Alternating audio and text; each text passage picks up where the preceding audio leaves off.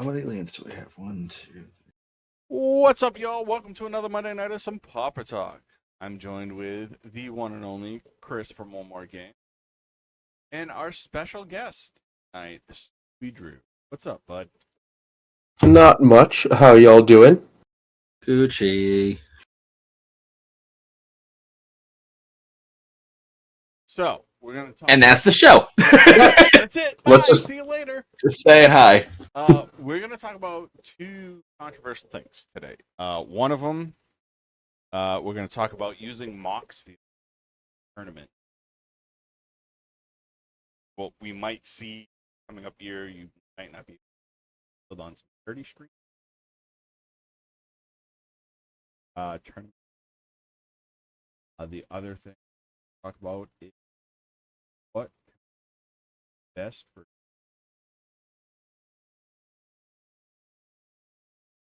I would say one more controversy. Save that. What? Playing toxic? Oh, no, toxic is the way to go.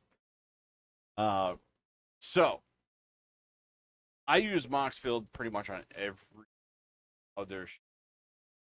For streamers in general, it's easier to make a Moxfield deck than it is a paper deck. Don't get me wrong. I mean, I have 17 million boxes of bulk cards where I can make the decks I need to make. But as a streamer and as a guy that likes to play competitive, I'd rather test out on Mox a couple times before I actually go. If it's for a tournament, I mean, obviously I'm going to play paper because that's the way a tournament should be. What do you think, Chris? Yeah, so the biggest thing is at my event that I had done, it was more so the fact it was a charity-based stream, which that's still going to be doing for the years to come. So I didn't mind as much people using Moxfield, because I basically had the mindset of, like, if you're going to cheat during a charity stream, you are a pretty tapped up, messed up kind of person.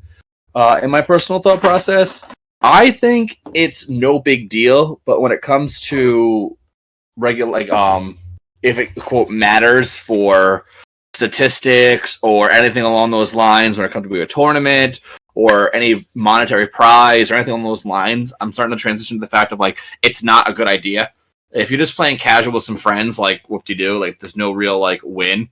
But it even comes down to the fact of, like, with the CPD-ish guide, for example, you can upload your match submissions, and there's no guideline for that. So in a sense, if I wanted to say I just played 20 games with Eric, Scoob, and whomever, right, and I won every single game with the same commander, what proof is there? You know?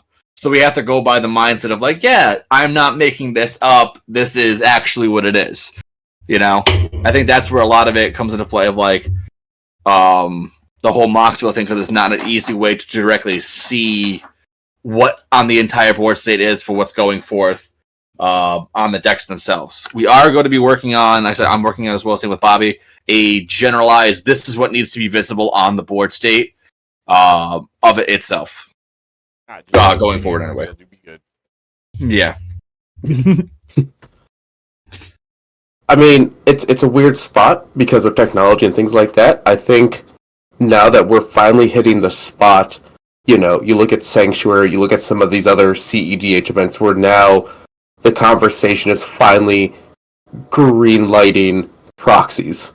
Like, that was the hot controversy for paper events for the longest time. And now I know Spell Table's letting everyone play more games online, things like that. I think, yeah, it is for something where there are stakes on the line. It's way too much risk to be doing something like Moxfield, Cockatrice, things like that, unless it was a very controlled event, which we don't have anything like that, like with, say, MTG Arena or things like that. I really do think at the end of the day, it might be something down the road where, you know, I know it feels like Moxfield is very in tune with the community, like happy to make changes, things like that, but it's also two guys basically doing the whole workload. Yeah, well, and it's still mind-blowing to hear that, just to know that. Yeah. You know? So, like, it being functional as it is, fantastic. But yeah, when there's things on the line, there's too much that can happen, even accidentally. Like, even the game I recently played, it was, like Chris said, just a pickup game that I think it's getting submitted to the guy, but I was like, hey, I have a Scry 3 trigger. And normally, I just draw 3, because I know that's the 3 I want. Yeah.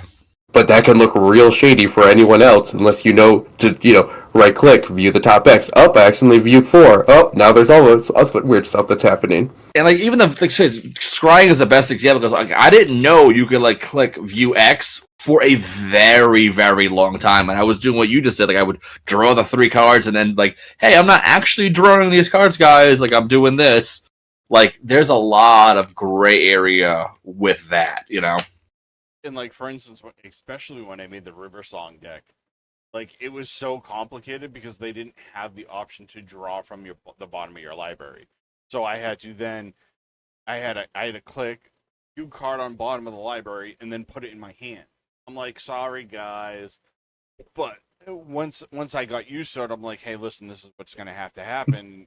And people were okay with it, but I'm like, it still feels sketchy, especially because like, no offense, I know you can look at your library and move shit around and put it wherever you want.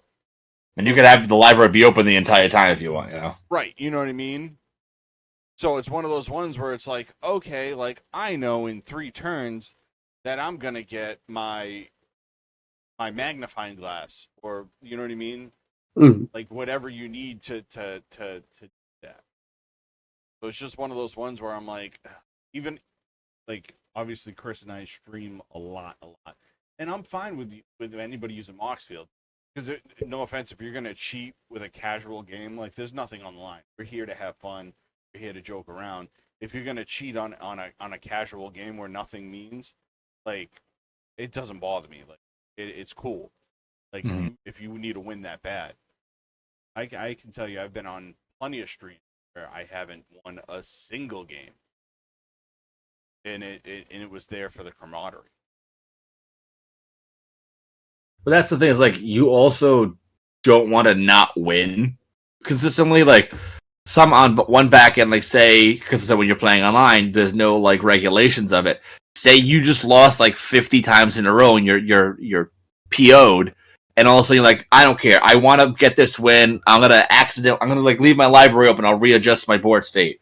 Or say you won 19 in a row and you right now are the top player of the game, but then all of a sudden you lose like 2-3 in a row and you're like, oh crap, I'm not doing well anymore. I gotta make sure I maintain that high percentage without like hurting myself, so that I think that's where a lot of it comes into play is like it's that an internal pride of a sense that you want to ensure you are doing well. But again, a lot of people just like the win is more important than a lot of other things to some people. It's like a level of validation that what you're building is good. So you'll basically do anything to get that win in a way. Right.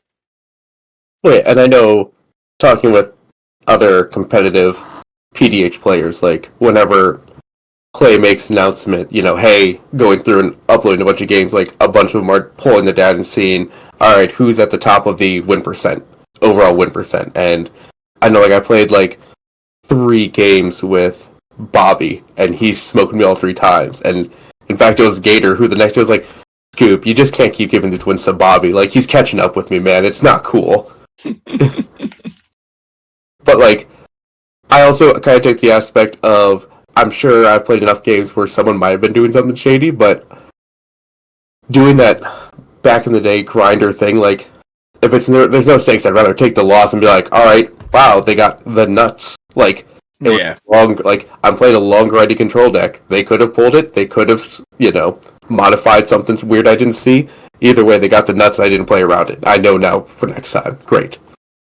And I think that's a lot of it is a lot of our kitchen tabletop mindset is like, I lost. It is what it is. Like, we're not overthinking it. I think that's why, like, this, like, the player or any other play that can be in a question of, like, cheating or anything like that is, like, you never have that first thought. And like even when there's announcements by Wizards or anything like that, this person was caught cheating because they're like, really? Like, why? Why would you go to this extent to like proactively ban yourself, whatever the internal reason may be, is like you're causing your own self such harm.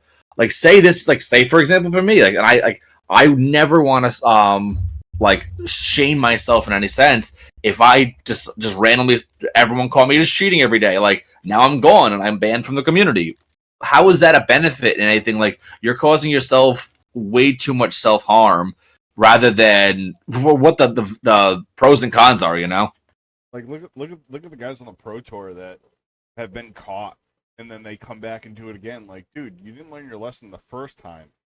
Like, I understand that you guys are playing for money and you have sponsors and stuff like that, but like to a certain extent, like you're still getting paid to go to events for, because you know for a fact if you're on the Pro Tour, you're that high of a player, the companies that are sponsoring you are paying to go.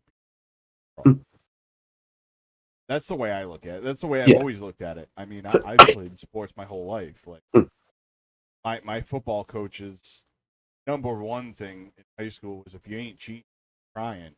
But like, it to a certain extent, like, yeah, that's cool. But like, there's only like you really don't need to cheat at a card game. Play a kid's card game.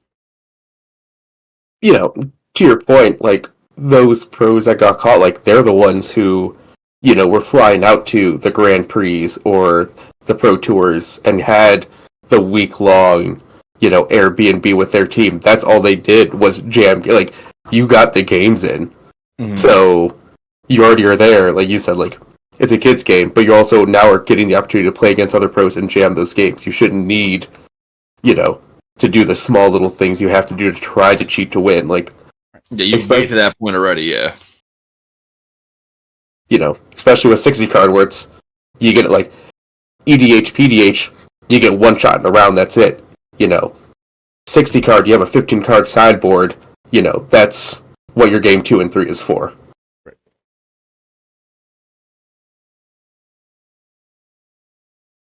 Yeah, I mean, I just don't. But we were having this conversation off camera, Chris and I, a couple weeks ago when stuff happened, and I'm like, I don't understand, especially during streams where you're raising money for, you know what I mean? Like, you're raising money for charity. Like, I personally know I'm not gonna say the person's name, but I know a lot of the charity stream, the guys that win the charity stream don't even take the money. They just say give it to the charity. And it's to that point where, like, so if you won that charity stream cheating, would you take the money or would you give it back to the charity? You know what I mean? That's what confused me the most. Is it wasn't for a lot of money. So I just don't I just don't get it. It's a card game we all enjoy. What up, Josh? Everyone's direction is so different of what they want and why they're playing this game and the reason they're really here, you know? Right. So you have to like just keep telling yourself, keep pushing. Right. Well, and I think that's something that is going to be interesting, and it's probably going to take a year or two to really shake out with, say, like, the CPDH guide. How all these games are getting logged from all these streams and all these random other pickup games at, like, at you know, LGSs and whatever. Is that when the data's there to see, hey, for example, Chris has just a stupid high win rate with I'm just going to say Blight Belly Rat, because it's just the first, you know, wow. Tago, yeah. Chris is just running Tago with no partner and just is putting up wins nonstop. He shows up to an event and then 0-5s, and it's like every like, and it's not even like, oh, they're just bad matchups. Like, yeah, he was like misplaying and like really like it's like he didn't know what he was doing. And same thing where I know I'm jumping into these games, brewing up new stuff all the time, so like my win rate's abysmal. So I'm sure that if I show up to an event and, you know, X0 an event and win it, they'll be like, hold on, Scoob. How? Like, what happened? And that is very, very true. It's like, there's a lot. There's just so many different factors. It's just like, on one hand, you're like, how are these like? Again, and I'll like not saying like he does, but like say Gator, for example, his numbers are astronomically high. And it's like also with Bobby, they are very good players. But what if someone were to be like, just like them? Like their numbers just went from like 15% to now their win rates like 50%. Where did that come? Did they just magically become very, very good when we've seen them in public? We see how they play, you know. We just need a good old fashioned steroid betting scandal for our community. That's all we need. Just a good, just some sort of like the man like cut the deck so hard that he actually like snapped the other guy's deck in half. Steroid scandal. How many home runs can we get in this weekend's FNM? Yeah. Oh, I love it. And like I said, it's just crazy to watch people constantly hit those combos.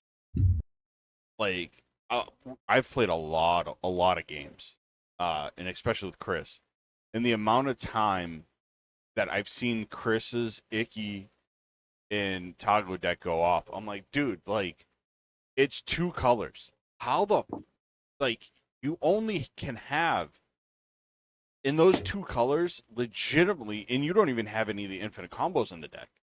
I'm like, but you have they have the synergy so good where it just goes off. It's mind blowing on how people's deck mind work. Like for me, I'm an infinite combo guy. Like I only really want to remember the 3 or 4 cards that I need to use, and then I just sit there and play.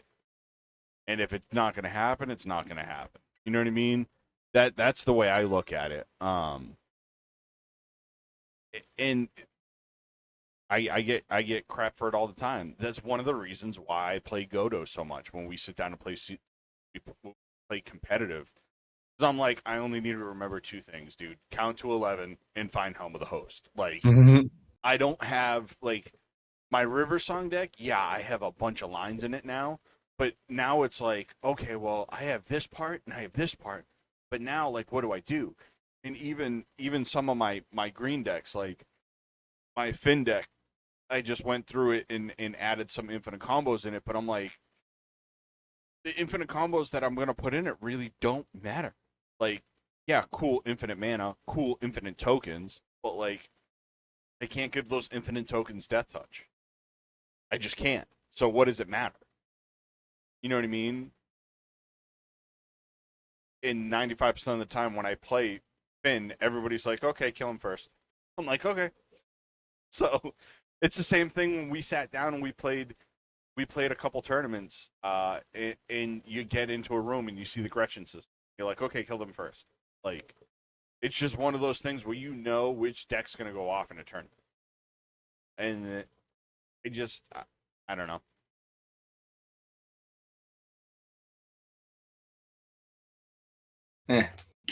I'm so with it. And then especially with Chris over there, keeping everybody's data in his spreadsheet, now we know. And that's the thing. Like, I just want to know all the analytics. Is like if these people are to be removed from the event, from all the backlogs, and what the expectation is. It's more so I just want to see how the numbers are, because like when I was looking through the numbers, who were the really high ones? It was Gretchen was one of them. I know that much. Gretchen just destroys. Oh yeah, about Magic the Gathering. Yeah, let's see. No blood strike tonight. Trend line. Commander choices.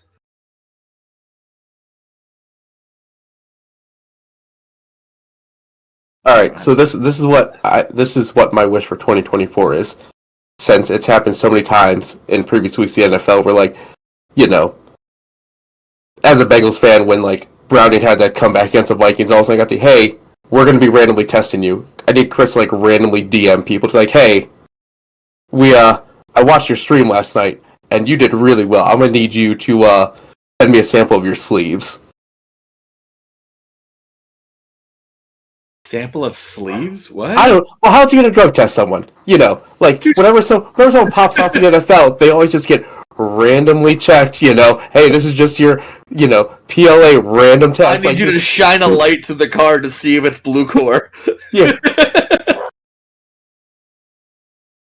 Oh. I could do. I'm down with it. I'm okay with it. I think it's like just April 1st, just randomly just start picking random like high level like like this more prominent competitive Pauper players, and just like randomly send them DMs, just like I need you to sign a light through your sleeves real quick. This is just a random. We want to be sure it's really you. I'm gonna send. Just change your deck out, please. Yeah, imagine we somehow one of us gets a partnership, but we're only allowed to use this one set of sleeves, and you gotta send in the sample. We have to do test it before we're able to play in tournaments, or say we go back to Detroit and the RIW is like, guys, everyone needs to de-sleeve and re-sleeve with these sleeves.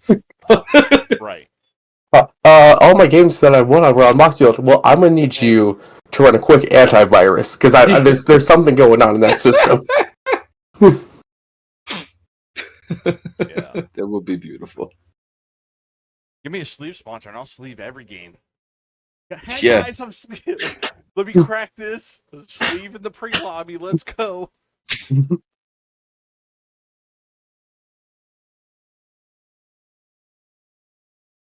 It all depends, Dax.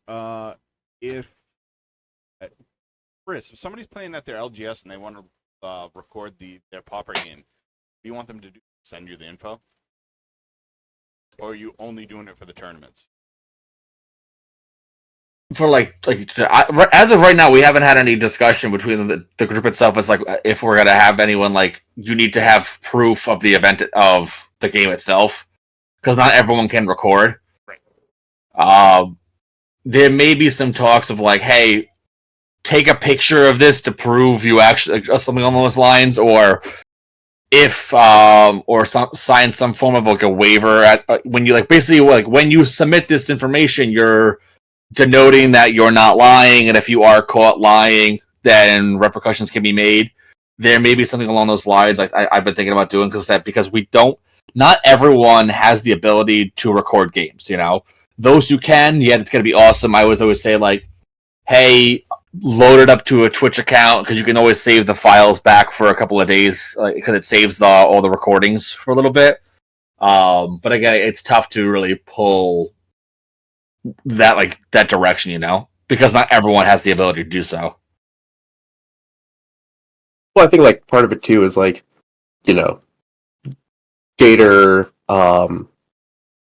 Crux, things like that. A bunch of them all meet up at one of their places because there's such a big community in Florida. So it feels like every other week I'm hearing stories from one of them where they all just got together and just jammed a bunch of games for a couple hours. So aside from Gator buying a Nest camera and just leaving it on for us just to casually kind of creep on him the entire time. So we can install a baby cam. Yeah. So the biggest thing that Chris and I were talking about, we're thinking about doing a local one near us. I'm in contact with about using, and the biggest thing is about how we're gonna set up. So his store is how would you put that? It's like an it's almost like a gamer cafe for computers, but he wants to start getting into tabletop. So what I was thinking, I haven't even told Chris this yet. I've been talking to the guy. What I was thinking is because he has all the gaming computers, was get a bunch of webcams and cameras, hook them up to gaming computers, and then just broadcast them on wherever, Twitch, pick wherever we want to broadcast them on, and have them be live, and have the judges be the people who are watching, obviously, the Twitch stream and the game at the same time, and just do a big overhead camera. That's going to be the easy. Yeah, and then you can have a consistency and have everything on the back end record, I mean that is an option that Chris and I have been looking. Something else in the talks that we're not going to release yet. That's going to be big for the Pauper community. But Chris and I definitely want to grow this community with everybody else. I mean, that's one of the reasons why we started this podcast, stream, whatever you want to call it, is to sit here and just get with the community and see where the community thinks and help and grow it. Because for less than $40, you can build a killer deck and win competition. And Chris and I are gladly help you build whatever commander you. And for me, it's not that hard to tell you whatever colors you're playing.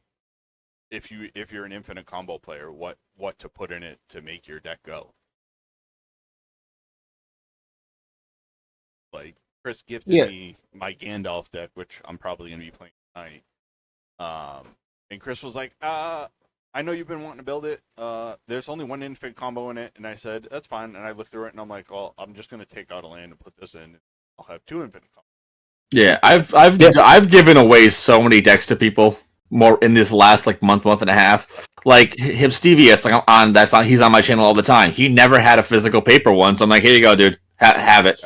And that allowed him to play physical paper. You know, obviously everyone can just build their own decks. Don't get me wrong, but like it's not a big knack on us if we spend $15 and send over a deck to somebody because like it's like the gift of itself. It allows that family establishment to really pull itself through.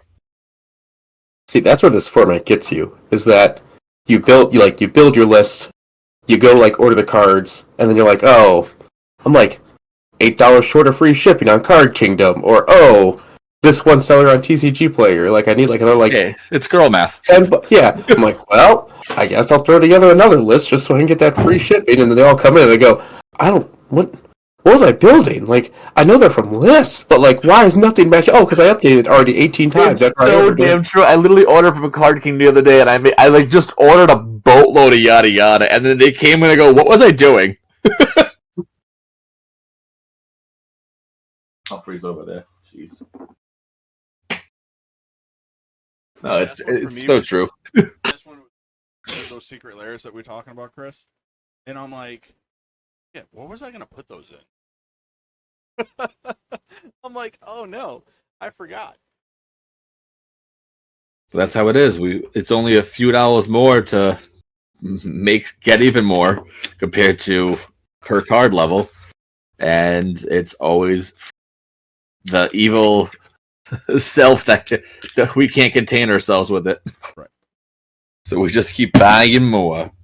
And like, I know we were talking about it earlier about proxies.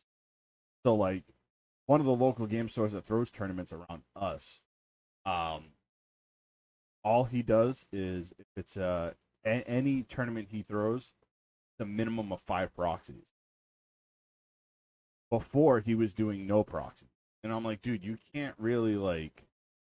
I'm like, that's cool and all, but like, what about the guys that don't want to spend the $600, $700 on a Lion's Diamond Eye? I know myself, like, that is one card I've been chasing, but I'm like, dude, do I really want to drop $6 on a line? Or do I want on a piece of cardboard? On a piece of cardboard. Or do I just want to go to makeplaycards.com and put it on? Like, you know what I mean? Like, I know that's Chris and I talk about it all the time with Lotus Petal. Like, look at Lotus Petal. It's legal in Pauper. How much does a Lotus Petal? That's the price of one deck. You know what I mean? For a lot of people that are playing this format. So it's like I do enjoy proxies. You know what I mean? It doesn't faze me, but you got to think about it. Some of the Lotus Petals are anywhere between $17 to $15, or you can go print a bunch of them for $50. You know what I mean? You can print a whole deck on Make Playing Cards for $50 and get like 2 or 3 decks. So I personally like proxies. So here's a hot take then for you all on the proxy thing, because I love proxies and I want to support proxy. I love the alter community, but also understand that yeah, Lion's Eyes is going for 600. That's how third party and things like that stick around to keep financing this game. The one LGS near me has like a strict number of proxies you can run. Yep. That way, you kind of have to choose. And I know some people that play in those events are like you said, well, Lion's Eye Diamond, that's the easy one. If you have one, great. You can use your proxy slot for something else then, or you reconsider what you're running if you need, to proxy up an entire deck. At the same point, yeah, things like you mentioned Lotus Petal pushing 15-20 bucks is insane. Also, I mean, if you want to run Snowlands, well, there's a $30 commitment right there. Which it's Snowlands alone. I hate it. It's not even for that many cards. It's for like 2 cards. you know. But yeah, I do like the limitation route of how many proxies you can use. That way, you're still helping support your LGS. You're still getting them into like make the transactions with them to ensure like that finance keeps flowing, and you're not having to spend like $1 trillion on like 3 cards.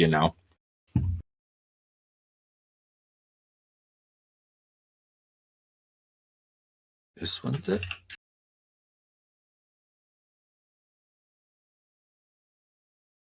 Do you understand it, Eric? I Like I said, I love sitting around, and actually realistically looking at proxy art, because some of them are amazing. Some artists are absolute, or do like Alan from Mental Misplay. Like I use it to this day. It's one of the most proxies I use. Mana Crypt. Like I use it all the time. It's a staple in whatever deck I need Mana Crypt. And gave it away for free. You know what I mean? It's not like he was charging people. He was like, "Here, follow my channel, Mental Misplay. Here's the proxy." Oh, that's dope. Yeah, it's things like that that makes you can help bring the community together too. Yeah. See, I also. Good. No, go ahead. Oh, I was just gonna say, as we talk about markets, things like that, and just kind of being fully limited in a PDH player, I need these markets to really be thriving because, when I went to SCG Pit and ran in with Liam, I was like, oh yeah, I got some bulk to trade in. He's like, oh, well, let me see if I need any of your bulk. And he's like, you're sitting on 3 shielders right now, and one of them is foil. I was like, it's bulk. I was like, I played. It was prize packs from draft. I was like, so I just figured I'll just trade these in. That's how I got my one Lotus Petal, because I was like, I got some bulk to trade in. They're like, what you looking for credit? I was like, I need your Lotus Petal, I need your heavily damaged Snuff Out that's $4 over there, and just cash out the rest, please. Yep. Right. That's the real, because you're not wrong. I did the same thing when I cracked a bunch of Commander Master stuff when I was in Vegas. I joined a draft thing, and I'm like, I don't need any of these rares. Chris has watched me do it at almost every freaking con. I'm like, oh, I did it with the monkey, Ragavan. And you were like, dude, that's a $60 card. You should keep it. I regret giving mine away. What did I do like 20 minutes later? I was like, yeah, I traded it in for a bunch of this shit. It's like, why? I'm like, oh, I'm never going to use it. Like, it just doesn't faze me.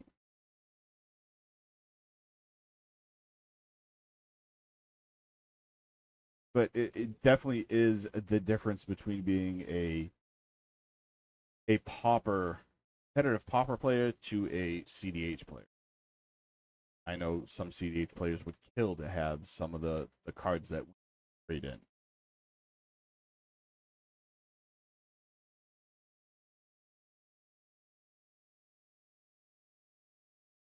So yeah, that's basically how it breaks down. It all depends on how you want to play and what your friend group is. For instance, our buddy Renault, he was just sitting here. He was in the area, and funny because he lives with Chris. And he's like, "Hey, I went to work and nobody was there. Nobody told me that we had the day off. Mind if I stop by?" I'm like, "Yeah, come by, dude." And he's like, "What are you doing?" I'm like, "I'm getting ready for podcast." He's like, "Oh, do you mind if I sit in?" I'm like, "No, dude, go ahead. Like, if you want to talk, I'll set up another mic and you can talk." He's like, "No, I'm good." He should be putting his stuff in the attic.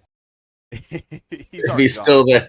Damn. He already left. He already left. Well, like, so, like, yeah, he's the tenant, and him and I have been trying to put his stuff in totes upstairs into the attic, and he's always busy. Because he was working today. Like, cut the man some slack. Right? Yep. Guy works too damn much. It's like, let me go into your unit, I'll put it in the attic for you. Right. Oh, you know he'd love that. Please, thank you. But yeah, like even him, like we've been playing this game a long time. Like, dude, I need to play more. Like, need to play more. Not that hard. Your two best friends that one of them you live with, you can just walk upstairs and be like, "Hey, I want to jam on a game," and Chris will be like, "Okay, yay!" Like, I'm like, it's that simple. And for us, we've always been telling him, like, dude, you get out. Like, he's one of those guys that you can sit there and have a conversation with for hours on end about Magic. Like, yep, I don't really care. It's a card game I play. Like, he doesn't have any desire to go to cons or stuff like that. But he'll sit there and be like, "I love dragons. I made this dragon deck. Play this dragon deck." And yeah. Dragon. And you get the guys that are like, "Yeah, I'll pay the 20 grand for this card." Yeah, we're the opposite of whales. Yeah, right. I'm like, we're minnows. like, oh, $5 for that card. Let me trade in this. Let me trade in this secret layer, and then I'll get 4 of them. Oh, you want $4 for that? I really only need it for one deck, but if I get the one copy, I'll know I have it if I need it. Still $4. I can't speak too much. I do like foiling out my Pauper decks like a lot. I don't know, just the understanding that this deck in non-foil is like $20, and now it's like worth like 150. It's just a good feeling. I don't know why. Like in my Teshar deck, I have the etched foil Arcane Signet, which is like $40. I'm like, I don't care. It's going in this deck. You know, CEDH players flex by having a real Lion's Eye Diamond. Yeah. You know, Pauper players have to find real creative ways to flex. Yep, and this is how we do it. My lands are from this set that are worth $2 each. Not pennies. Like when I bought that whole freaking bulk set, and it had a bunch of white border freaking lands, Chris was like, I need them. I'm like, I need them too. I like white borders. He's like, well, what are we gonna do? I said, well, we'll split it equally. So we legitimately sat there and split the lands equally. Like this is our life now. Yep, I literally have most of my decks are all now white bordered because the white border lands are gorgeous. In my opinion. Oh, I got another Swarm Piper for you, by the way. Oh, okay, good. As I need to put that in the deck because I don't know where mine went. I know I had one somewhere, but Well, that was like Blur. Like, I'm like, dude, I know I have a Blur here somewhere. And then you give me that Gandalf deck, and I'm like, oh, sweet, there's a Blur in it. I'll just put the proxy in it.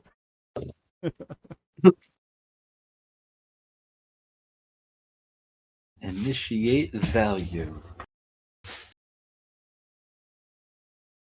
So, out of your guys' playgroup, do you have the friends who were kind of in and out and didn't really like track Magic? Like, I have friends I played from back in like Mercadian and like Mirrodin and things like that who still have their cards. And we'll play Kitchen Table every now and then, and they'll just, you know, ripple shuffle cards and start playing. I'll be like, I know you were talking about maybe going to Europe. Maybe we should talk about what you're doing with that shuffle right there with some of those cards you're playing.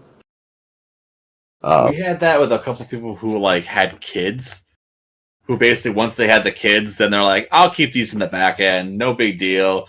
And then like literally like my buddy Eddie that I used to work with, whatever, like that's how he is. He's got like a billion, like I think his total collection, because he just kept buying like every secret lair over and over and over again.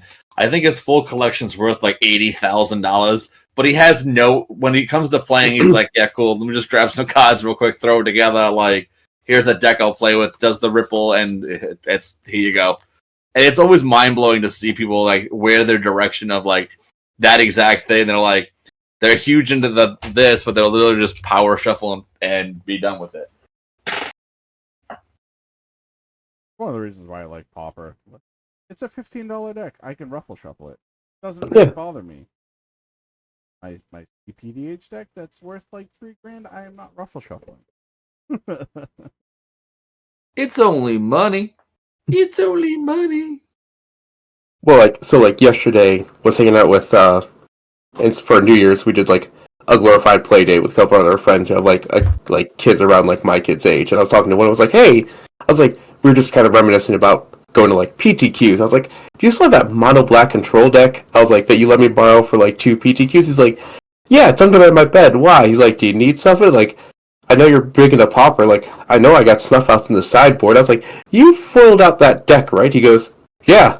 I mean, it was like one of my favorite decks to run. I was like, and you had 4 foil Snuff Outs in there? Oh, and you had 4 foil Cabal Coffers? And he's like, yeah, before, like, do you mean to run home and grab them? Like, do you need? I was like, no. I'm just gonna pull up my phone real quick and just have a real. Yeah.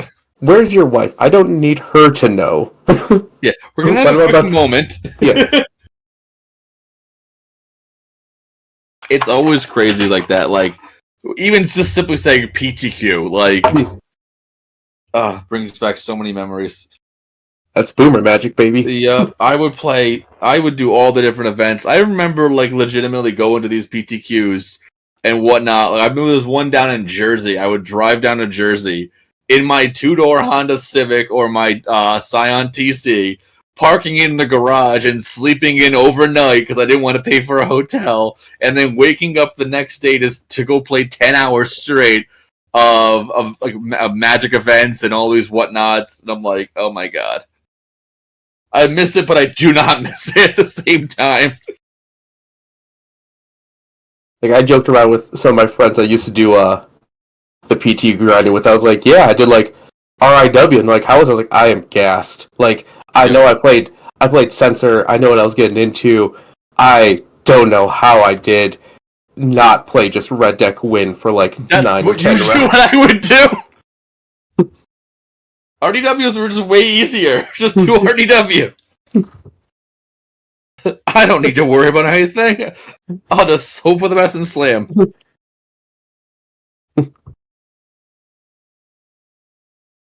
Speaking about sleeping in cars and going to cons, Chris and I will be going to SCG Con Hartford, Connecticut.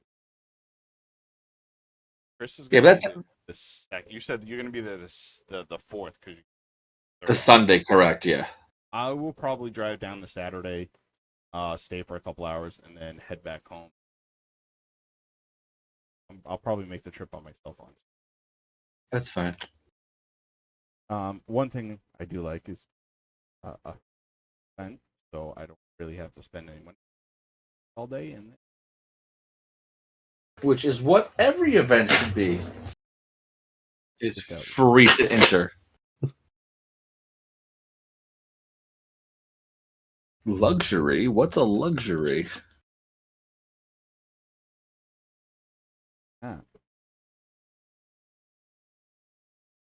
Let's do this. Scoop, what was your favorite commander this year? Because I want to know that one. Yeah. Of the 300 that came out this year, which one did you like the most? I'm really, like, I'm trying to think. Like, I'm looking through everything I have built. I don't. It's hard. Like, Censor will always hold a special place in my heart, just because that was. It just introduced stacks into the command zone, just always. an issue. I'm trying to like. Also, there's so many sets. So I'm trying to think. Like, was that 2023 or wasn't that 2023? That is also one of the most difficult things because everything becomes a blur. Yeah, because Sensor was from March, which came out. Let's see, Sensor.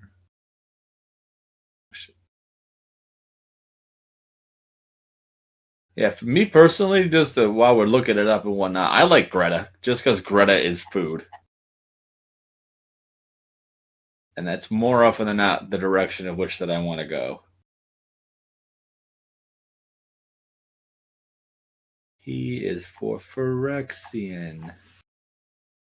Yeah, that was this year. Yeah. No, see, I really have to either land if we're going for actual commanders. Botanical Brawler always have a special place in my heart, just because it's such a gimmicky, dumb, you know what's going on commander. Yep. And then the idea that they didn't give the Nazgul partner or anything like that. They just went, you can have 9, but it's uncommon. Yep.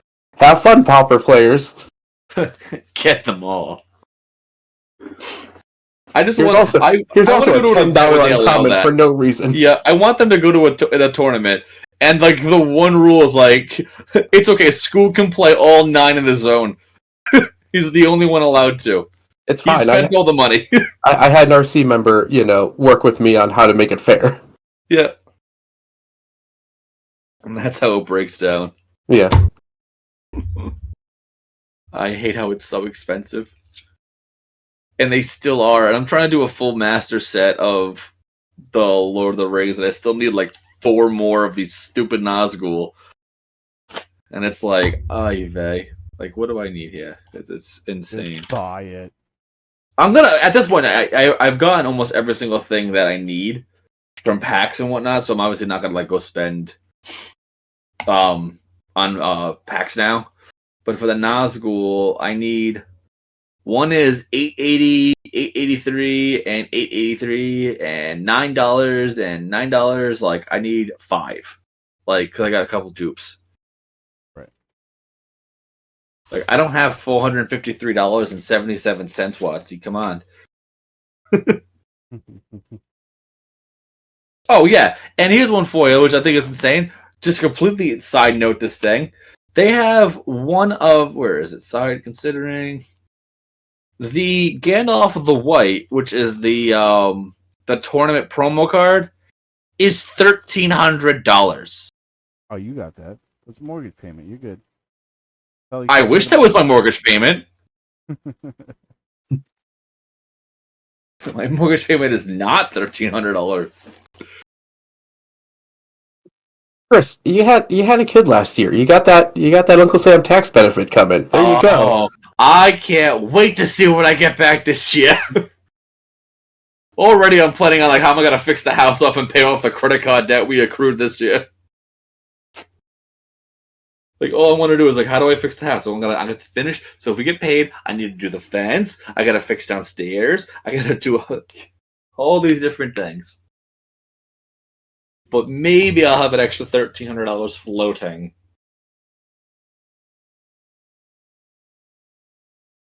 Yeah, I think my favorite commander, obviously,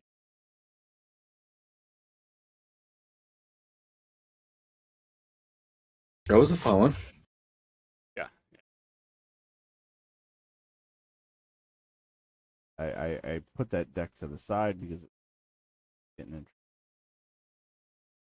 Nobody wants to face poison. No, nobody. Absolutely That's nobody. Like, come on, just let me give you a little 10 touch real quick. It's just advanced commander damage. That's all. Yeah. Instead of starting at 30, we start at 10. Right. You want fast games or you want games that go to time like I had to deal with? That's up to you. Yeah, your games did, yeah. Well, that's the point of censor. You want you want to go to the finals on a draw. No, like Censor was like, my red deck wins for that because you get one card a turn. Like, it's red deck wins. Mountain, burn, go. Censor, land. Nope. Don't got anything to play this turn. Pass. Alright, your go. You get one card. I don't know. Do you want to play it or not? Okay, pass. Move on. Let's go, people. Come on.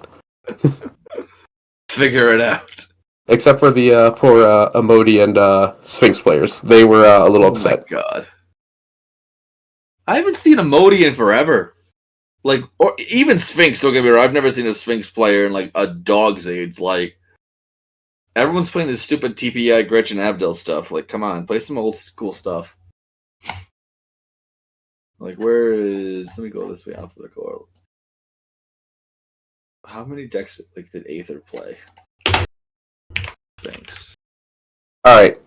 Chris, since I have you here, and I'm making all sorts of requests for 2024 that are completely outrageous, I kind of have a serious request for you, since we're talking about, like, PTQs and Grand Prix and things like that. Hear me out. What if we brought in our own PDH DCI ranking calculator? Okay, so I'm actually been talking to Bobby about that. Like, I legitimately have been, like, 100%. I've been talking to him, I was saying, like, I want to create this system where we all get our DCI numbers, basically, and then we can combine all the different events that are Pauper Commander, and then at the end of the year, we have one giant, like, top 8, and then we see who the best Pauper Commander player is in the entire year. Like, I feel like that's what is missing from big events was, you know, going to your FNM. Like, I remember, like, there's a couple pros at, like, my FNM that, like, literally, they'd show up, play one round, because, like, I am 1 point away from getting my 3-round bye at the Grand Prix coming up. So they would show up, curb stop the local kid that bought a pre-con, and be like, I'm dropping, I got my 1 point I need for my ranking. See y'all later after the Grand Prix, because I can't afford to have any guys tank me. It is the absolute honest truth, and I would say, like, I think that is one thing that I wish Wizards never got rid of. Because it literally was, like, obviously, you people would be like, oh, I'm going to my 1 win and I leave. Don't get me wrong. But it was still really cool to have this number ranking system that we could all, like, look at other players' numbers all around the country, and everything was like, oh, where's this player at? Where's that player at? You can really see, like, an actual ranking system that was consistently visible to players, not just, like, an eternal sense. I'm all down for it. I 100% want to create a formula of a DCI-based number for us because it is required. Do not care. We need it. I want it. That's that. Nothing more, nothing less. You'll have Gator and, you know, Bobby and other people racing for the top. Then you'll have people like Dax and me seeing who can, like, bottom out the fastest. See? Check it. Yeah, I got mine somewhere. Somewhere, yeah. I mean, the problem is, like, I still remember my number, and so, like, someone will be rounding off numbers. I'll be like, yeah, and then something, 29395935. Nope, that's my DCI number. Nope. Yeah, mine was 711-555-6344. Not even that difficult. I've had this thing. This is from 2014, so it's not even 10 years old. Damn. Well, it's got to be 10 years old. I started... Oh, I wish I got this. So the funny is I started playing again in, like, 2007, and I didn't get a DCI for, like, another, like, 7 years. Oh, I miss this. We need it. Well, I know Josh's DCI number. I'm stealing it. I'm going to tank his points. Oh, God. My computer screens are falling, and I need to fix this. But you should probably fix that, bud. Well, I have this stupid IKEA desk, and it's hollow, so it's literally like the monitors are too heavy for the stand, so they're slowly falling forward. That's why I made my That's why I made my desk. I was like, dude, I have way too many monitors to trust IKEA. Mind you, I just use a wall mount. Freaking IKEA furniture, as I'm talking about. It took me 4 hours to build the kid's bed frame. That's pretty messed up. I was like, dude, really? Oh. And then you can't use any power tools on the thing because you'll freaking break it. Hate it here, Grandpa. I'm lucky that like the IKEAs close to me are like a 3 and a 4 hour drive. So when my wife gets the idea of doing like an IKEA trip, I'm like, that's a full day event, and let's really think about what you want to get. See, I'm only an hour away from it, so yeah. Eric, he's like a 20, 30 minutes from his. I'm an hour from yeah. And it So it's sucks. tough. It sucks too because it's on the way home from work. So it's like, ugh. Can't be like, nope, we can't go. Like, well, I No, that was work. when we lived in Connecticut. I drove by it, so like she's like, "I'll meet you down there," and I'm like, "I drive a Chevy Aveo. Like, what? I can fit a folding chair in here, maybe." Yep, if you're lucky. If you're lucky.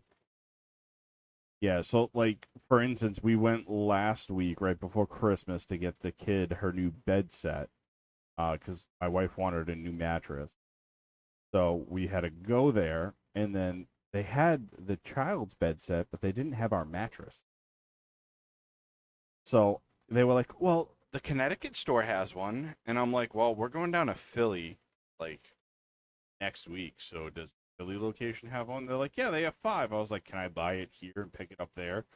They're like, "Nope, but we can call them and tell them to hold it for you." I was like, "Excuse me, like I can't just buy it here and pick it up there." So when we were down there last weekend, we picked it up. But I was like, "Okay, so let's build her bed, and then the day we leave, we'll put the mattress up there. So when we get back, we can throw the mattress on the bed when we get back." Yeah, 4 hours later, and a lot of cussing and swearing, her bed was built. Yep. Easiest thing to do. Oh, Just swear as you go. yep. Didn't believe what I did.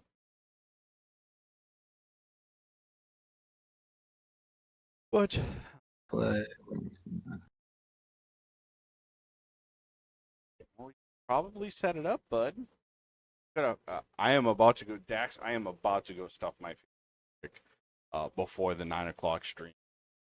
yeah, you want to just end it there then? Yeah, he's stuffing his face. Uh-huh. Lasagna down.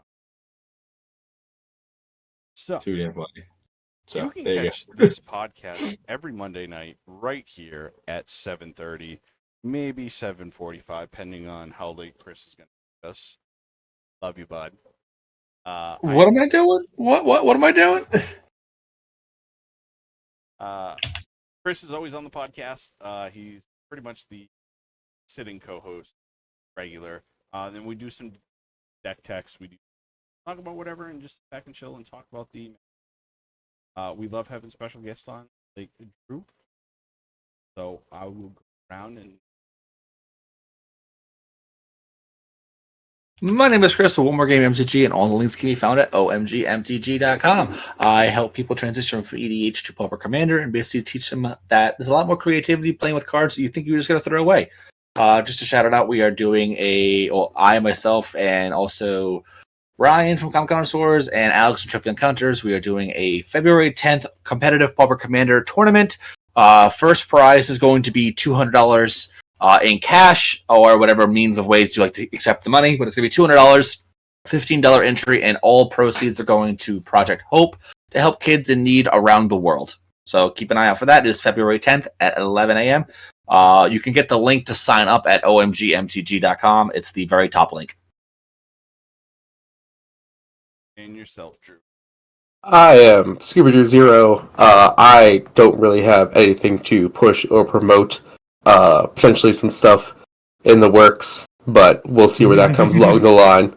I don't know. You can find me on Twitter, on Discord, everything like that. Moxfield, usually just brewing up chaos. So if you need help causing chaos at your pod, hit me up. Happy to help. Well, with that being said, we will catch you back here at 9 o'clock for some competitive Pauper. Back, Drew's on. The thing. Lose track of the day. So Drew will be on, Dax will be on, and Hip will be. That should. No.